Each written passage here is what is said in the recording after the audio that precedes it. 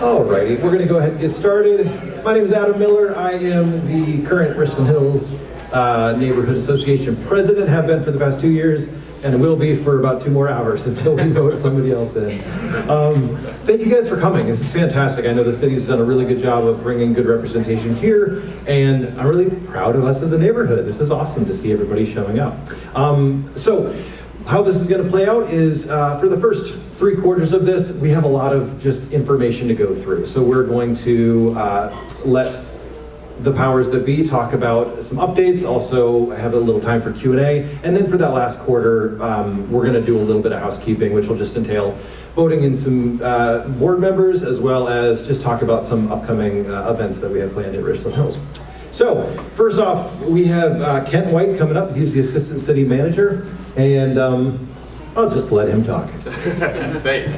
You must have heard I'm really good at that. Yes. Good afternoon, everyone. How are you? All right.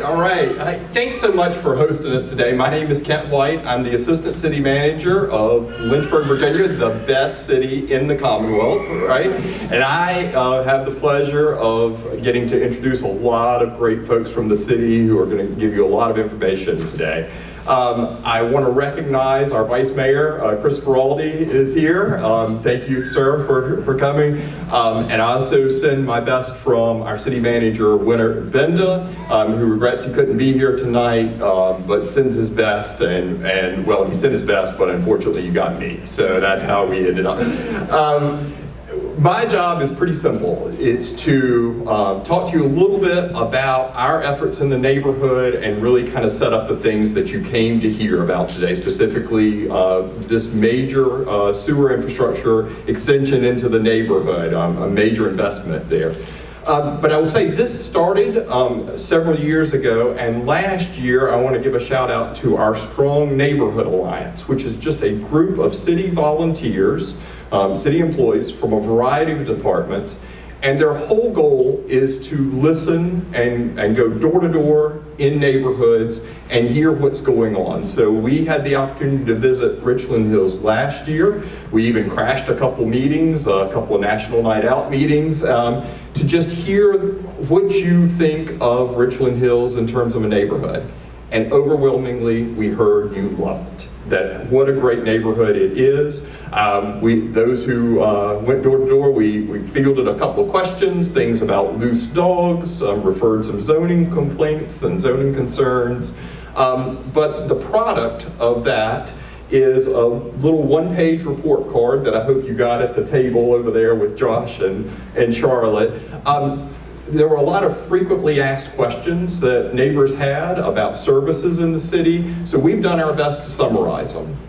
And then the most important thing is there's a lot of contact information on there, because we want you to know that this is the beginning of a project. We have employees from all departments ready to answer your questions. Those numbers written directly within those departments. So if we didn't cover something tonight, or if you're like me, you think of it as soon as you leave the meeting, grab that little cheat sheet and use it to answer your questions.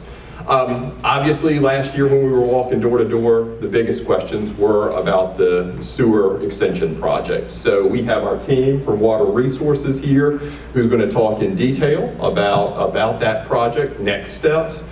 Our job in this is to make sure that you have all the information, that you're hearing it first, that you've got a direct conduit for questions, and to minimize the disturbance. So we take suggestions along the way so that you can tell us, what works and what doesn't as we're moving through the project. And then one of the other big things that we heard from you is traffic safety, things that are important to the neighborhood. So we have our city engineer, Lee Newland, will come up and talk a little bit about some of the studies that we've done in the neighborhood, some of the things that we've heard. Mr. Miller said it though, most importantly, we want to be respectful of your time. We recognize this is your neighborhood association meeting and we're guests here. So out of the interest of that, I will tell you we have tables set up around the room. Strong Neighborhoods Association, Water Resources, and Public Works. So we're going to give you some time right after the two presentations. If you have questions or concerns that are specific to you, this is a safe place where you can share those ideas, get those answers, and that sort of thing so that we can get that back ahead of you conducting your neighborhood business. So again, as I said, I have the easiest job in the world because I get to welcome a great team and say thank you for everything that you do for our city. And with that, I am going to bring up Mr. Tim Mitchell, our Director of Water Resources, to talk to you a little bit about that project. Thanks for your time. Thanks for coming out. Thanks, Ken. Appreciate it. All right. So, as you all know, we've been working on the sewer project for quite some time, and we'll get into some more details about that as we go. But just a little bit about what we'll cover tonight. I'll just do an introduction and welcome. And again, welcome everybody to the meeting tonight. We really appreciate you coming out. This is a very important project for the city and a very important project for the neighborhood as we seek to provide sewer service to the various unsewered areas in the city. We'll kind of go through the project summary and goals. Eric Schrader is the project manager from Water Resources on the project. The project scope, Will Hines from Whitman Reckhart and Associates, or WRA, is the project manager from the engineering firm that we contracted with to design the projects. Daniel Dixon from FL Showalter is we'll talk about the construction plan and timeline. FL Showalter will be the contractor on the project. Construction impacts, Ralph Turner, who is one of our construction coordinators. We'll talk about construction impacts and what to expect during construction. Then we'll turn it over to Jason Snyder, who will talk about our septic to sewer program. It's a new initiative that we just recently got approved by City Council to help encourage participation in the sewer, to connect to the sewer and help lower your cost to connect. Jason will also talk about communications and how to get in touch with us if you have any questions. And just real quick, while I'm talking about our team, we also have Whitney, who is one of our communications specialists, and Pam, who is she is responsible for easements and property acquisition. Ralph Turner, we mentioned Ralph, mentioned Eric. We got Greg in front here, who's also one of our construction coordinators, and as well as Tanya in front. And then we'll let the team introduce, as we go through the process and presentation, we'll introduce the rest of the team as well. So just a little bit of background. We've been working on this since 2020. I've been coming to a number of neighborhood meetings each year since then to give you an update on where we are and where we're going with the sewer extension project. And after a long time and a lot of effort, we're here. We're actually getting ready to start construction finally on the sewer extension project. The first phase is almost entirely, at least the sewer portion, it doesn't cover any water lines or stormwater work that we do, but it's almost entirely funded through American Rescue Plan Act funds. We were able to secure $6.6 million in funding specifically for this project. And so that the project is almost entirely funded through the ARPA funding. A little bit about why we're doing this project. We have, in the city, we have a lot of older neighborhoods that do not have sewer service yet.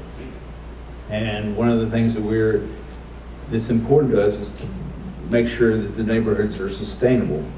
And neighborhoods that are on septic systems over a long period of time, that risk having the septic tanks and septic systems fail. And it takes, as you can see by the process of how long it's taken us to get to this point, it's not an overnight process to get sewer to areas where we have septic system failure. So we really need to be working on that. And not to mention septic systems, if they do fail, if you can repair them, that's a costly endeavor as well.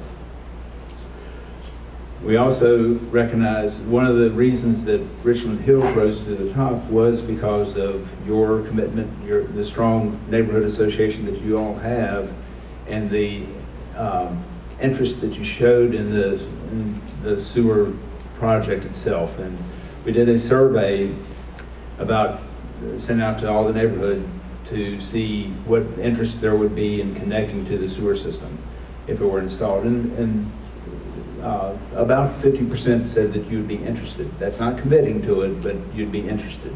which is much higher than we see in other areas. So that really raised this up to the top of the priority list, along with a number of other factors. But one of the things we don't want to do is spend $6.5 million or more and just have infrastructure set and not be utilized. So we don't want to have a lot of sewer lines in the ground that are not being utilized. That doesn't benefit anybody.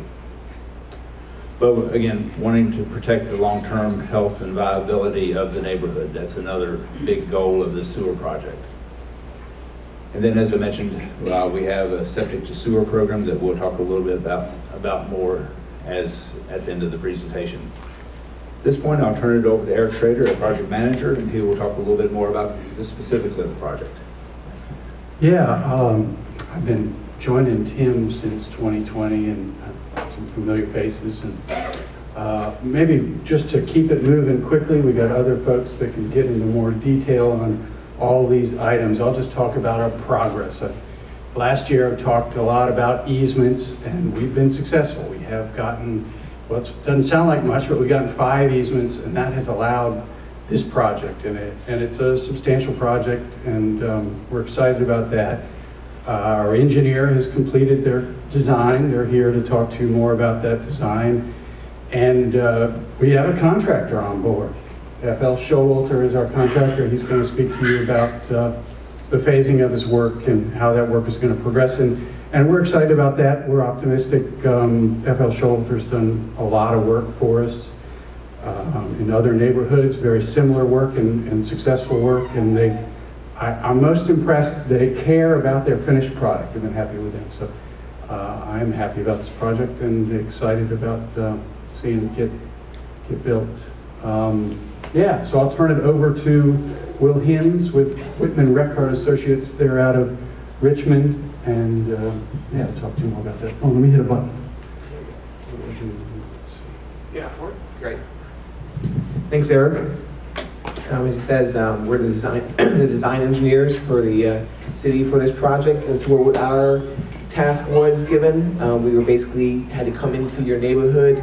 We had to do topographic surveys of the neighborhood to identify elevations, look at your roadways, and essentially come up with a system that would most cost effectively serve you as a community.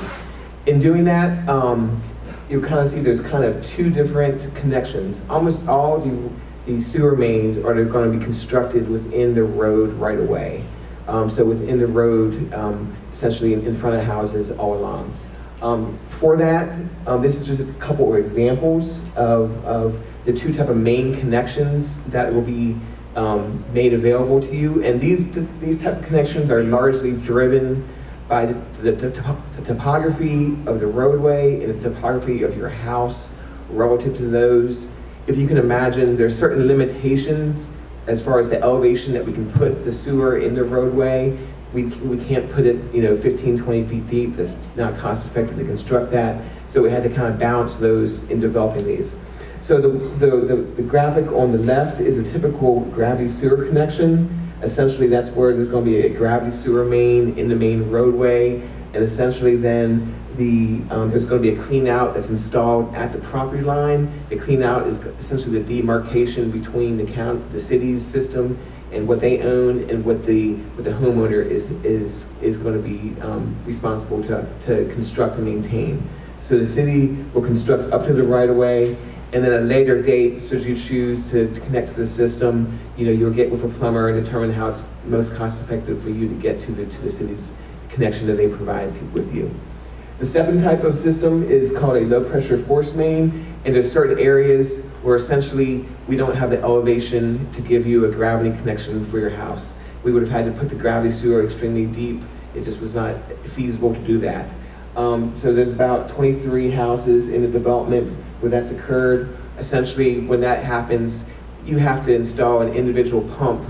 The system in the roadway is a pressurized system. It's not a gravity system, so you have to put a pump at your house to basically pump into the city's system. And again, all these, they're noted on the drawings, and actually I'll show here next to this photo.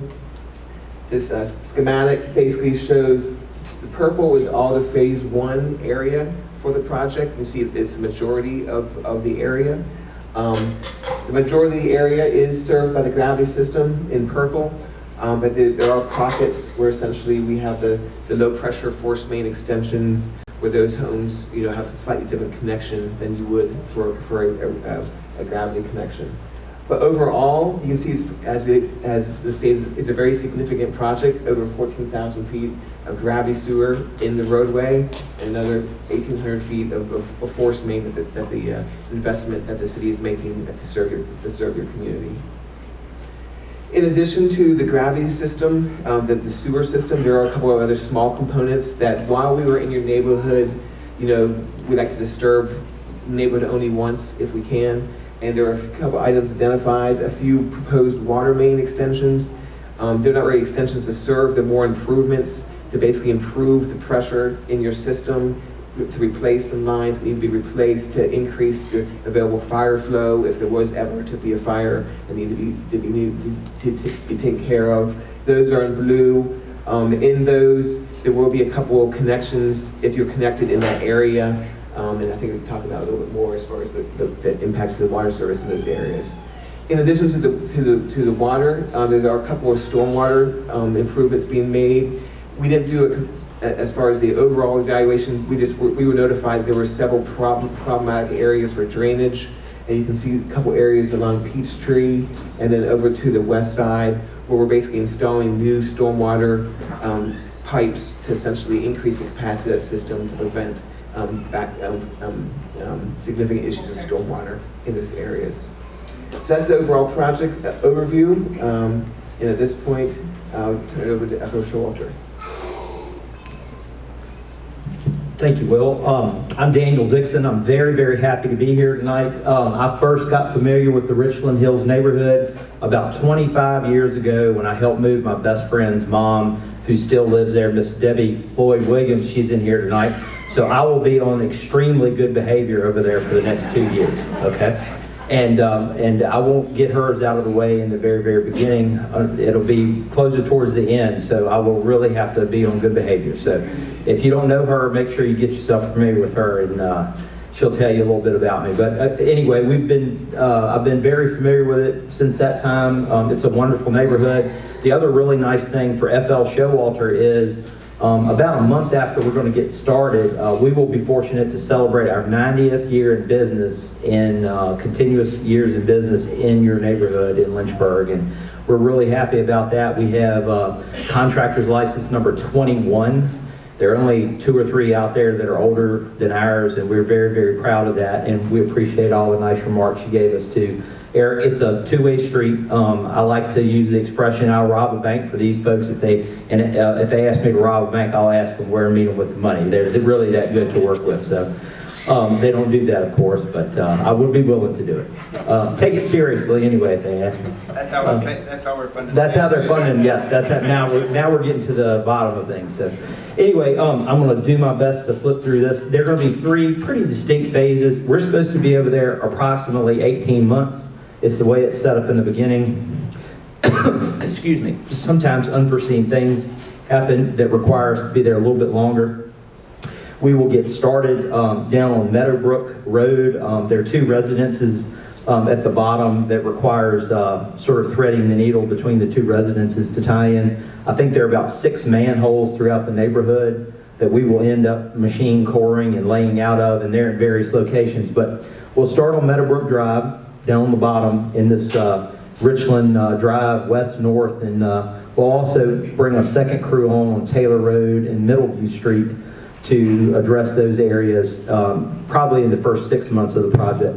The next phase will be the Peachtree and Suncrest Drive neighborhoods, and those are the ones that are served by gravity flow to Meadowbrook. They flow towards the back of the project.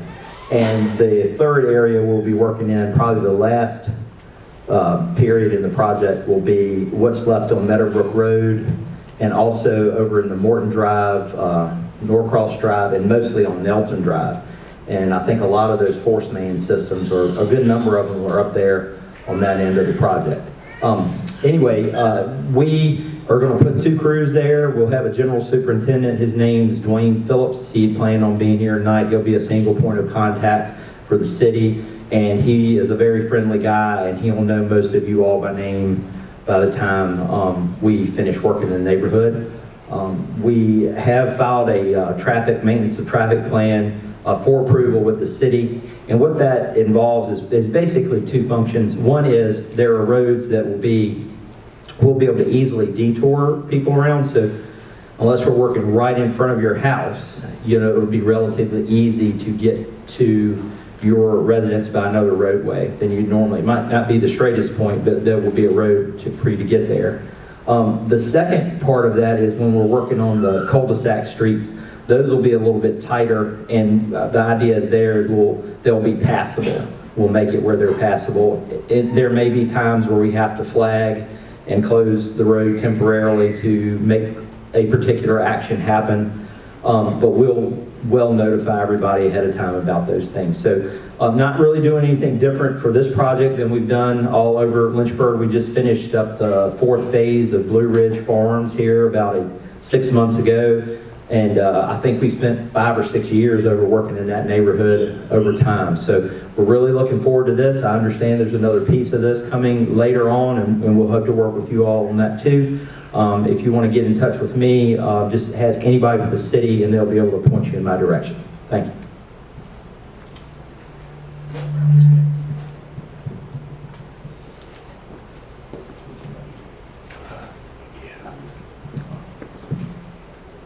Well, I'm Ralph Turner, and I'll be one of the faces that you see on site regularly, along with Greg Blair, our construction manager, and Tanya Petrie, our other coordinator.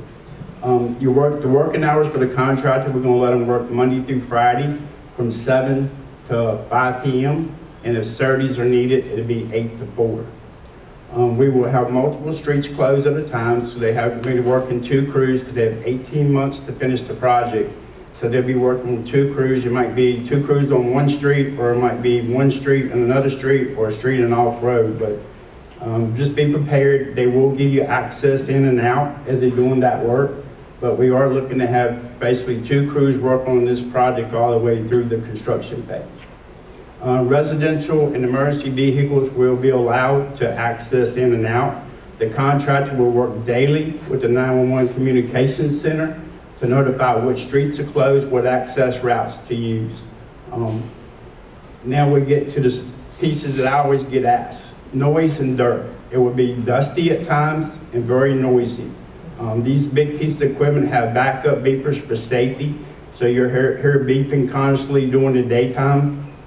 And then the dust will come with the construction part. They would do what they can do to control the dust, but it's part of construction. They have means and methods to try to keep the dust down, to keep the roads passable where they're not dusty. The goal is to get the pipes in and get them tested, get them in service, and get the asphalt patches in fast as possible. That will hold down on some of the dust.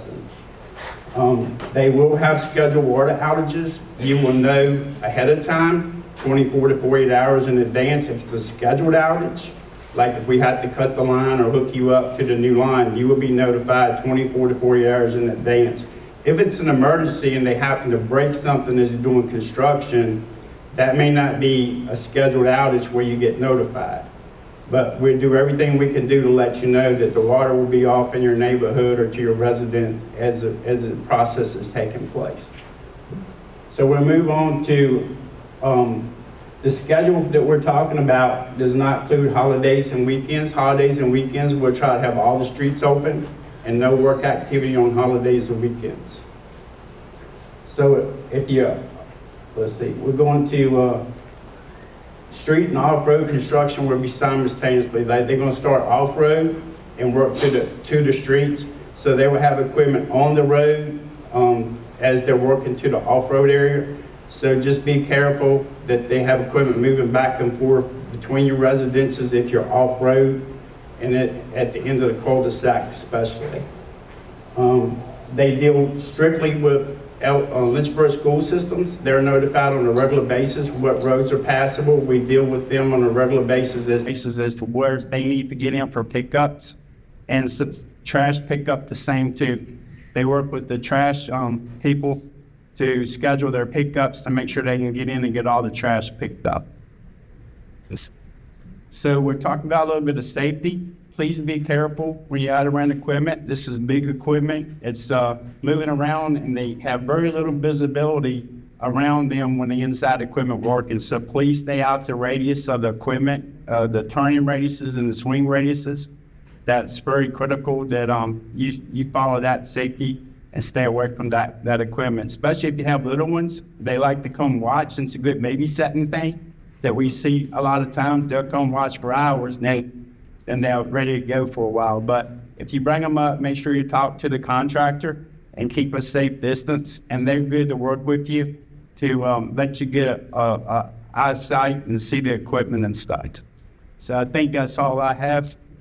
And I think I like the bullet you got there, what you need to return. Talk a little bit about the installation of a main, installation of meters, the gone, come.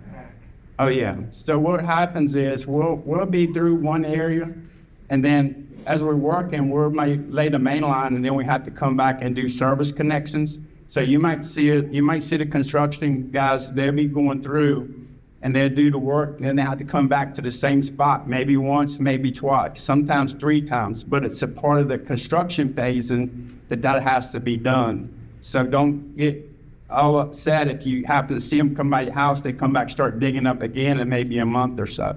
That's just part of construction. There's nothing wrong. That's just the way it has to be laid to make everything fall into place, especially with water. And you lay the water main, then you come back, do the services, then you come back after it's all tested, hook everybody up. So you will see them coming back and forth in a couple of different spots, doing the process of the roads and the streets to reconnect something up. So I think it's Jason.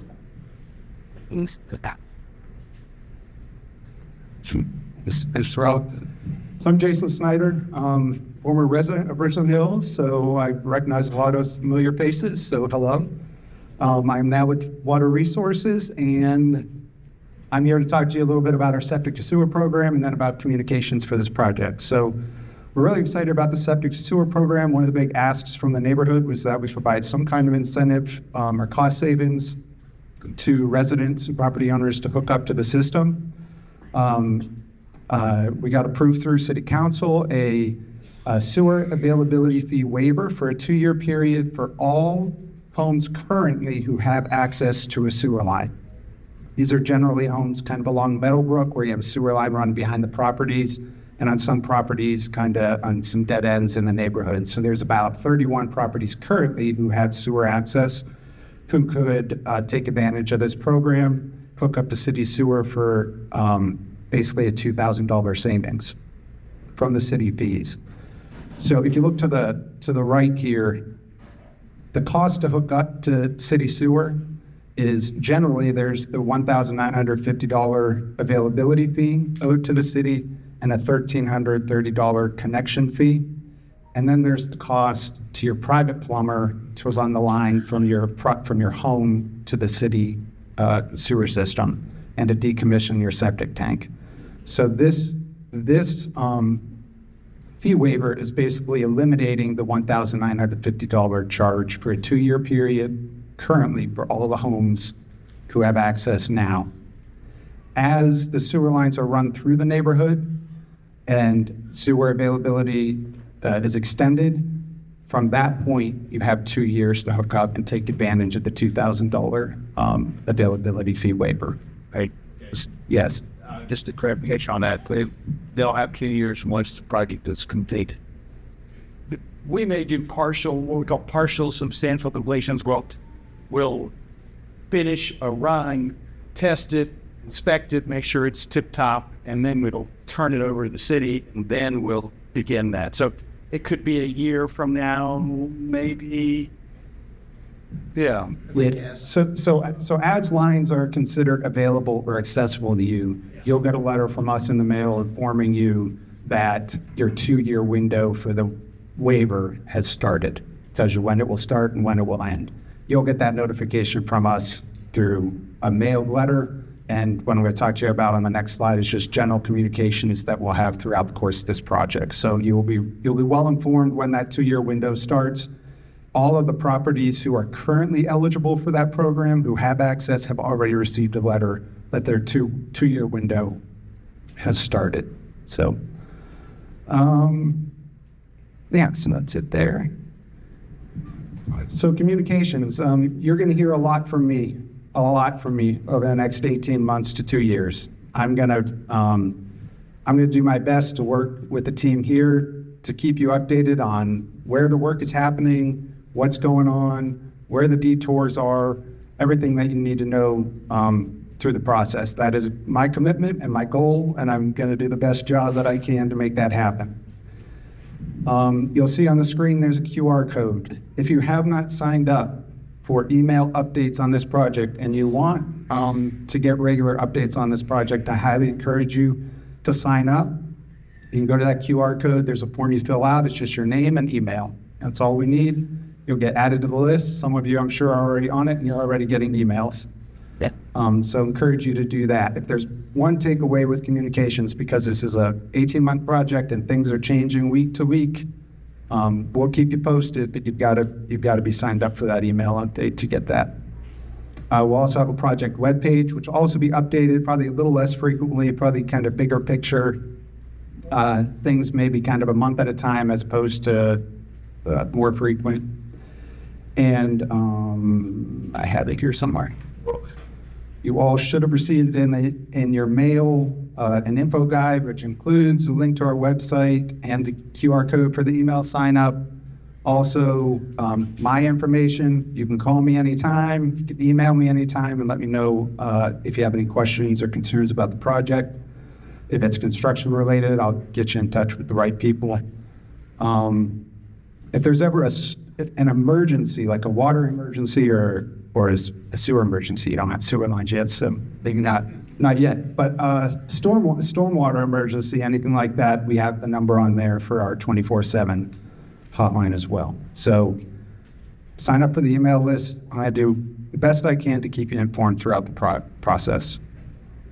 And with that, we will take questions. So the way this will work is we'll take questions for probably about 15 minutes from the group. Then we're going to hand it off to Public Works to talk about the traffic concerns. And then after that, we're going to allow you all to come and talk to our folks or talk to Public Works or talk to Strong Neighborhoods. If you have property-specific questions, that would be the time for those because we can't answer that for the group. So right now, these are kind of bigger picture questions, and you can save any specific questions to your property when we open it up here. Yes? Sure, because that doing great news for the hunting website, this skim water. So you can, the form, there's two things. One, you're able to sign up over here if you want emails. If you don't want to go through the QR code on the website, you can sign up over here. But that QR code will take you to our webpage. Yep, it's on that form too. And yeah, you can sign up that way.